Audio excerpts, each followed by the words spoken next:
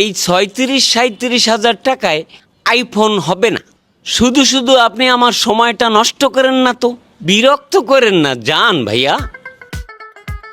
এটা লয়ে যান কা,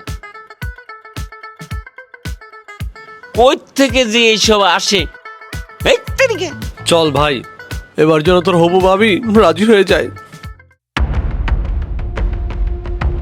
স্যার এদিকে একটু আসেন। কেন, কি হয়েছে? আসেন দেখাইতাছি। এই যে দেখেন স্যার। খাইছে তো। ও আচ্ছা, এই ব্যাপার। জানি না তোর হবু ভাবি কি চায়। আসসালামু আলাইকুম ভাই। ওয়ালাইকুম আসসালাম। আপনারা আবার? আরে আপনাদেরই তো খুঁজছি। আমাদের খুঁজছেন মানে? আরে শালা চোর কোথাকার, আমি সব জানি।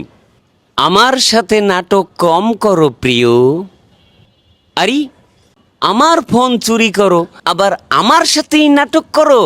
কিন্তু আপনি এটা জানলেন কি করে? এই পুরো দোকানে সিসি ক্যামেরা লাগানো আছে। একটা ব্যাপার আমার মাথায় ধরতেছে না।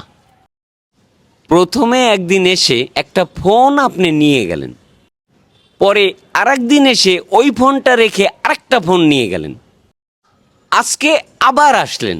আচ্ছা, ব্যাপারটা কি আমাকে একটু বুঝায় বলেন তো।